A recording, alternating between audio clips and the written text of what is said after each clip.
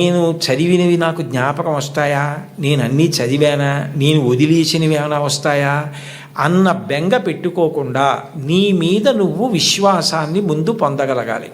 2, నువ్వు ఇవాళ పరీక్ష ఉంది అంటే నిన్న రాత్రి నుంచి చదివితే నువ్వు బెంగ పెట్టుకోవాలి, ఒత్తిడి పడాలి.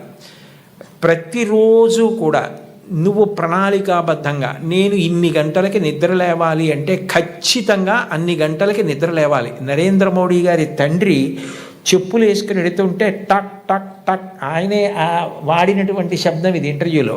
టక్ టక్ టక్ అన్న శబ్దం వినపడితే గడియారాలు దిద్దుకునేవారట. 4:30 మోడీ గారి తండ్రి వెళుతున్నారని చెప్పి, దామోదర్ గారు వెళుతున్నారని చెప్పి. అంటే అంత ఖచ్చితంగా సమయపాలన అలవాటు కావాలి. ఇన్ని గంటలకి లేవాలంటే అన్ని గంటలకి లేవాలి. ఇన్ని గంటలు నేను చదువుకోవాలంటే ఆ పుస్తకాలు కావలసినవి దగ్గర పెట్టుకుని గడికి లేవడం కాకుండా చక్కగా చదువుకోవాలి. అన్నం తింటే నువ్వైపోయినట్టు, నీళ్లు తాగితే నువ్వైపోయినట్టు, నువ్వు చదివింది నువ్వైపోవాలి. అంటే అంత బాగా చదవాలి. ఒక కాగితం మీదకి సూర్యరశ్మి పడితే కాగితం కాలదు. ఒక కుంభాకార కటకాన్ని, భూతద్దాన్ని సూర్యబింబానికి ఎదురుగుండా పెడితే ఆ కాంతి అందులోంచి వచ్చి కాగితం మీద పడితే కొంతసేపటికి కాగితం కాలుతుంది. ఎందుకనంటే ఆ వేడి భూతద్దంలోంచి ఒక చోట కేంద్రీకృతం అయింది, కాలింది కాగితం. నువ్వు చదివితే అలా చదవాలి. చదువుతున్నంతసేపు పుస్తకం ఏం చదువుతున్నావో అది నీలోకి వెళ్ళిపోవాలి.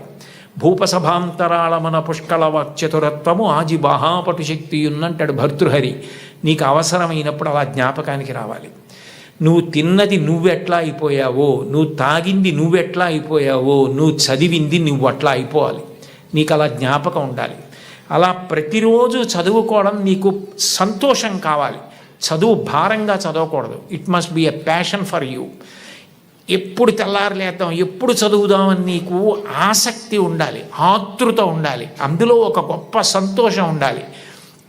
అలా నువ్వు time management, discipline, self confidence నేర్చుకుంటే ఒత్తిడి అన్న మాటే ఉండదు.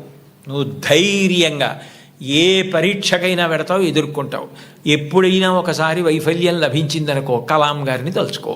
ఫెయిల్ అంటే ఆయన ఫెయిల్ అంటే పడిపోయావని కాదు, first attempt in learning, FAIL అని డిఫైన్ చేశారు.